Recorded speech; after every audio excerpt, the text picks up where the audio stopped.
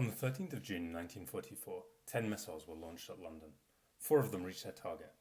It was a first salvo in a terror bombing campaign, unlike any before. These were unmanned cruise missiles, and they were the first of their kind. They would ultimately kill over 6,000 people and injure 18,000. By September, an even more terrifying weapon was launched, the V2 rocket. This one had a 1-ton warhead, and it would ultimately cause over 9,000 British casualties. These were designed to hit civilian areas and terrorise the British into surrendering. These are the Vengeance weapons, and they're probably the best known of Germany's Wonder Weapons. The V weapons, and advanced German weapons in general, are something that still holds our attention, even 80 years on. Is it such a leap to think that the Wonder Weapons could have won the Second World War for Germany? After all, that's what their creators thought. Hi, I'm Hamish, and today I want to do a bit of a deep dive on the Wunderwaffe, the German wonder weapons of World War II.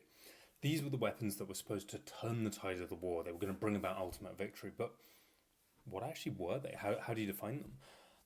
Did they ever have a hope of achieving their goals? And what impact did they actually have in reality? That's the kind of questions I want to look into. But first of all, I need to say that the term Wunderwaffe now has become a bit overused and a little bit meaningless, if I'm honest. It was a really disappointing realization I had when I was doing the research for this video that the vast majority of online videos and sources about this stuff is just conspiracy theory nonsense like this.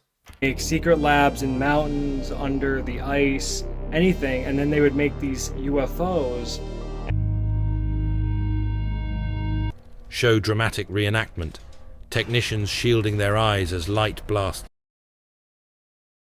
And honestly, I don't know what the Third Reich wanted with a weird bell, De Glocke. Like, an ominously glowing bell isn't going to win the war. It's not like the Soviets in 1944 are going to turn around and go, well, we've just destroyed Army Group Center. We've absolutely battered the Germans back into Poland. But I don't like the way that bell is glowing at me. Like, what do these people think? Yeah, doesn't matter. The point is, there's no actual real evidence for anything like this. So if we're not talking about flying saucers or Arctic moon bases or whatever else, what actually are the Wunderwaffe? So, as I say, the term has become really broad and extended now, and it's a bit vague because if you look online, you'll see absolutely everything included under the category of Wunderwaffe, from night vision equipment to jet fighters and everything else in between.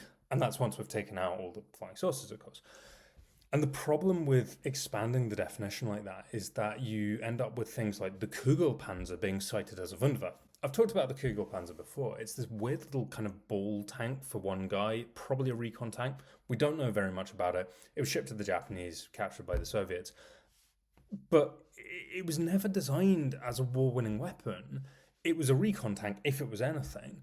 And I don't care how many of them you have. You can have 1 million of them. You are not going to turn the tide of the war. And I think that's a really important first point that we have to make. To kind of narrow down the idea of a Wunderwaffe, and that is that the term originates from German propaganda in around 1942, and it's a time when the German dream of short, victorious wars over their enemies are pretty quickly being shattered. So at this time, towards the end of 1942, you've got big defeats in North Africa. You've got the Second Battle of Alamein. You've also got the Americans and some British landing in Tunisia and Algeria in Operation Torch. And you've got, on the Eastern Front, the Battle of Stalingrad, the surrounding of the Ninth Army. So what that means is that you've got this real siege mentality starting to creep in, and that's only going to get worse as 1943 and 44 goes on. But the idea is planted by Joseph Goebbels and the propaganda department that Germany is developing these super secret weapons that will turn the tide, that will destroy the Allies. And to an extent, it does scare the Allies. They do look into this. But the most obvious example of this is the V weapons, because these are projects that have already been in development. You've got the V1 and the V2, these big rockets I mentioned at the beginning of this video. And in 1943, you also get the introduction of the Pathe and the Tiger tanks in North Africa and the Eastern Front. And these are very much held up by German propaganda as war-winning weapons. And what we have to remember with all of this is that Germany was a very scientifically advanced nation. They had a lot of projects that had been started in the 20s and 30s that would bear fruit in the war, even after the war. And a lot of the Wunderwaffe projects would go on to have a profound impact after the war. So, for example, in the 1950s, a lot of NATO submarines from, for example, Germany were based on the Type 21 U-boats. So were a lot of American submarines, actually. The US and Soviet space programs were both founded on the foundations, both in terms of personnel and materiel, from the World War II German rocket program. Werner von Braun was both in charge of the V2 and also in charge of the Apollo project that put men on the moon. So you've got some pretty impressive scientific basis for German weaponry during the war. And this scientific advancement is a really major factor in defining what is a Wunderwaffe, right? Because I feel like just having a kind of a weapon is one thing, but having a scientifically advanced weapon, that's where you start to get this idea that they can maybe turn the tide of the war. And we do need to be a bit careful because every single new weapon introduced in World War II does represent some sort of scientific or military advance, right? They have to, otherwise they wouldn't be introduced. They wouldn't be superseding older stuff. And this is true on all sides. But obviously something like the world's first jet fighter, the ME262, that's a very different proposition than an other fighter plane. So I think that is kind of one of the first things that we need to include in any definition of a Wunderwaffe. And that is that it's not just an advance, it's a major leap. It's a paradigm shift. And that is what things like the ME262 represent. That's what things like the V2 represent as well. But there's also a little bit of a caveat here because German propaganda was very keen on some of their tanks, like the Pathe and the Tiger, as I mentioned. But those aren't necessarily a paradigm shift, not to my mind at least. Because if you think about it, they were superior to a lot of the Soviet and American tanks of the time. The Tiger is superior to the Sherman one-on-one. But then pretty soon, the Allies were able to develop better tanks that would take on. And that's true. The Soviets, the British, and the Americans, they were able to one-up these. So to my mind, that's not a paradigm shift. That's an advance. But these were specifically mentioned by German ministries at the time as being a war-winning weapon, as being a Wunderwaffe. So I think that's where we start with our definition of a Wunderwaffe. Number one, we need actual evidence that existed. So sorry, giant glowing bell, you're out. Go glow ominously somewhere else. Number two, the scientific advance has to be really profound, or it has to be specifically mentioned by German propaganda if it wasn't a profound advance, right? So to my mind, you get rid of a lot of the kind of small arms or night vision or support equipment. You're just talking about major military hardware. And then finally, I think in terms of my definition, we've got number three, which is leading on from that. These have to specifically be designed with the aim of changing the outcome of the war. And that's a bit subjective. I feel like that allows a little bit of flexibility in the definition, but I think it is really important to distinguish between those weapons they thought were going to win and those which were just a necessity to try and beat what was in front of them. However, even with these criteria, there's still a massive list of things that you could describe as Wunderwaffe. And that's because they just had so many plans across all the different departments and across the land, sea, and air services. But it kind of makes sense to divide this giant list that we still have into those that actually saw service, the kind of active Wunderwaffe, and those that never left the planning stage, or maybe they had a prototype. So these would be, to my mind, the potential Wunderwaffe. And I think that allows us to talk about the actual impact of the former, but then we can still include the latter, as it gives us an idea of what the Germans were thinking and how they were planning things as the end of the war approached. So an example of an active Wunderwaffe would be Tiger tanks, the ME262, even the V weapons, and the Type 21 U-boats. All of these saw service in some way, shape, or form. But even here, there are a lot of projects, and they all meet the criteria, and they all saw action. And compared to the other combatants in World War II, this is a big list of scientifically advanced projects that meet the definition of a Wunderwaffe. Admiral Chris Parry's argued that the lack of focus, the sheer number of active Wunderwaffe, let alone the potential Wunderwaffe projects, is one of the reasons that Germany was never able to leverage the scientific advantages they had into some sort of strategic battlefield winning position. So if we turn then to the potential Wunderwaffe, the proposed ones, you could look at something like the German nuclear program or the Sun Gun project, which was a plan to put a giant mirror in space and use it as a kind of directed energy weapon. These were seriously considered. They had big name scientists attached to them. But in both cases, they never really got further than a kind of planning or academic committee stage. And the German nuclear program, it produced some small initial results, but then it was decided that it wouldn't have an impact on the war soon enough. So both these projects get cancelled before they can ever really do anything. But anyway, this definition could also apply to super heavy tanks like the Maus or the Horten Flying Wing or the America project. All of these were, again, seriously considered. They got designed, they got prototypes. They were designed to turn the tide of the war, but they never got further than that. But it does give us an idea of what the Germans were thinking. And I guess in summary, to kind of conclude what a Wunderwaffe was, the idea was always a bit fanciful, and it was initially a propaganda tool to give the German public hope that the tide would soon turn. But these projects were often rushed, their performance was usually disappointing on the battlefield, they never had enough time to test them, and very soon the Germans would lose interest in them. And the idea of them was enticing to the political leadership more than anyone else.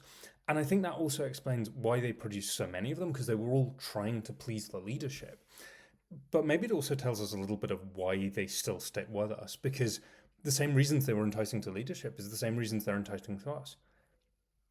Dare I say they're a bit fun? They're a bit interesting, even cool. But the point is that Germany had a solid scientific base, and it gave them access to all these different realms, these different branches of technology that they could try to exploit. So that's a pretty good base to work from. And you've got the initial interest from leadership. So it does lead to a lot of them. But maybe the focus is a problem. And we're going to explore that a bit more, because now I want to turn to why didn't the Wunderwaffe work? Spoiler alert, but none of these weapons did actually turn the tide of the war. But why not? With all the money and political capital that was expended on them, why didn't they ever get any results? And I guess what's notable about the potential Wunderwaffe, as well as some of the active ones, is their massive scale. And I feel like this is really important to understand the fundamental problem that Germany was always going to have with these weapons, or with using them in any kind of meaningful or strategic way. So take the America bomber. It was a proposal to build a strategic bomber that could reach New York. And they had about 3 different prototypes that they used for it. These were huge 4 or 6 engine planes. They would have taken a huge amount of money and years of development. But ultimately, all of them were cancelled because they were too expensive, and the resources that were required were increasingly unavailable as the war went on and as Germany lost territory. And it's a similar story with the super heavy tanks. You have I'm going to pronounce this horribly, I'm sorry to any Germans out there, but the Löwe, the Maus, and the Ratte, these were respectively 90, 188, and 1,000-ton super heavy tanks. And I just want you to think about that for a minute. Just think about a 1,000-ton tank, right? This is going to be 38 meters long. It's going to have a crew of 20 people or maybe more. The thing would be so big that it would one-shot anything in front of it. But it also couldn't use any roads or bridges, so the idea of using it in mobile warfare is out. But it would also have a max speed of 12 miles an hour, so all you're doing is building a very exciting target for Allied planes, because they have complete air superiority at this point in the war. And more than that, the amount of steel could have been used for far more capable, proven tanks, like the Panzer IV. Even the Tiger would have been a better use of resources here. But even the Tiger II, the upgrade to the Tiger later on in the war, that was only produced in very small numbers compared to the vast amounts of arguably less able tanks like the Shermans and the T-34s that the US and USSR were able to produce. But the point is, when you're producing or outproducing someone that much, the quality one-on-one doesn't matter. This isn't a medieval joust. This is a war of production, ultimately. And this is, again, leading into the point that Germany is fighting an industrial war against the USSR, the USA, and the British Empire. All of them have access to vast industrial capacity. All of them have basically, by 1943 onwards, they have basically unrestricted access to raw materials. Wasting your time, wasting your resources on these mega projects is pure lunacy. Even ones that actually saw use, like the V1 and the V2, they cost 2 billion Reichsmarks. That's about 52 billion US dollars in today's money. And Germany couldn't really afford this. And ultimately, what was the gain of this project? It was a very expensive bomb delivery system that killed more of its builders than it ever did enemy civilians. So again, this highlights another big problem, which is the lack of strategic vision for these projects, because even the German public in 1944 can see that this isn't really a great thing that's going to win the war. The V2, they just kind of react with, meh, it's nice the British are being bombed, but they don't really think that it's going to win them the war. The German Navy also wanted to build these huge aircraft carriers like the Graf Zeppelin or these super heavy battleships that would have been larger than anything any other nation ever produced. But what were they going to be able to do with these ships? Because they didn't have destroyers or cruisers or coaling stations or bases or anything like that. So how are they going to keep these afloat? Even with the ones they had, like the Bismarck, ultimately it just gets absolutely destroyed by the vast resources of the Royal Navy. And again, the story is exactly the same with the Tiger tanks. There's no consideration given to the strategic needs Germany actually have. What they needed was a rugged, capable medium tank that could be produced quickly and cheaply to compete with the T-34s on the Eastern Front, or the Shermans or British tanks on the Eastern Front. Instead, what they got was a very over-engineered behemoth, very capable, but the problems mount up because it needed to spend a day per week in maintenance. When it got damaged, it had to be abandoned because they just didn't have the spare parts. And in addition, they also needed to completely retrain crews because all the drive systems were completely different from anything else they had. So it's just absolute black hole of resources, and it's just not smart strategically, even though you've got this supposedly really good tank. But what about the propaganda value? Because that's what the whole concept of the Wunderwaffe was created for, right? So as soon as the first V1s were launched, the Germans were worried that the Allies would simply respond with cheaper, readily available terror weapons of their own, like gas attacks. And primary sources show that for all this effort, the German public considered the weapon a military flop. So they were just wasting money on development. They're wasting resources on building them, and they failed as a propaganda tool. So, I mean, all of this sounds like a pretty damning indictment of the very concept of a wonder weapon. So the question has to be asked, did they ever stand a chance of winning the war?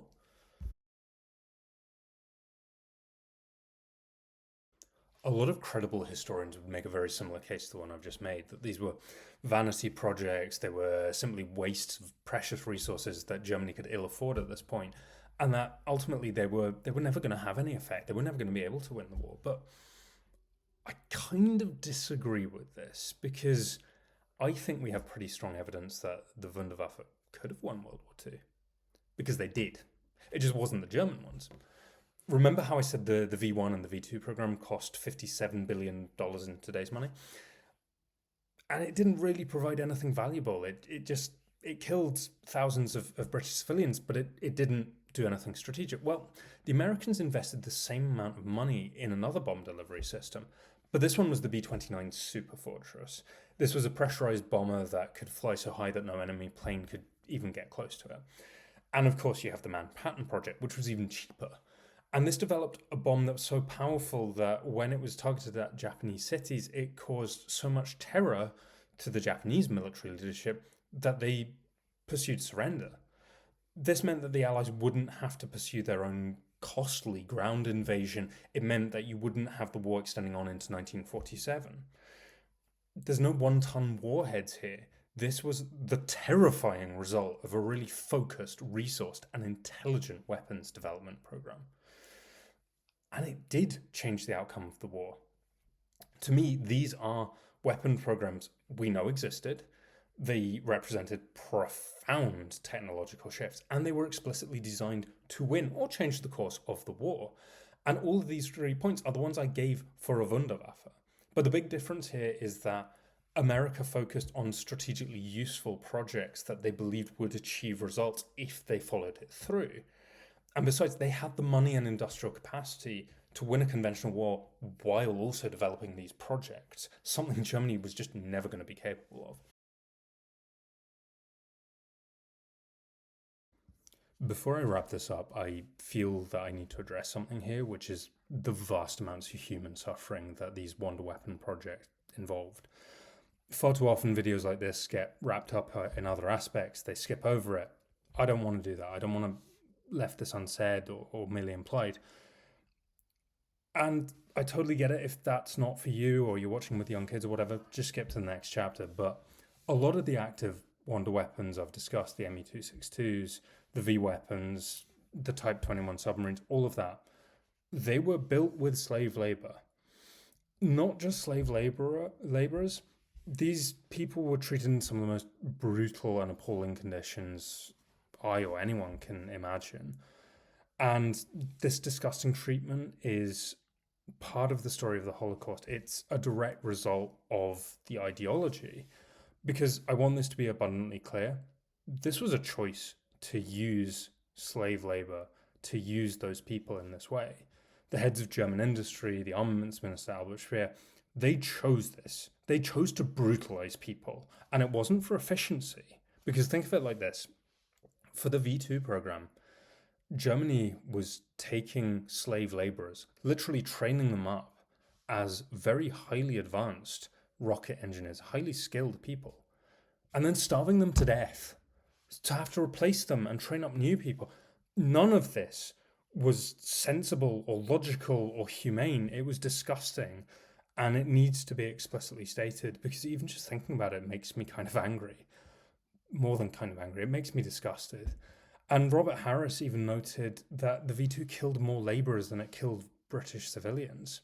So to you or I, that might seem bizarre and counterintuitive, but to the regime in charge, this was far from stupid. To their warped ideology, that was a double net benefit. And I think we need to dwell on that, because for all the talk of advanced science and counterfactuals and everything else, this was directly linked to some of the worst atrocities in history, and none of it was worth it. Just none of it. So with that said, I think it's time to move on to some conclusions.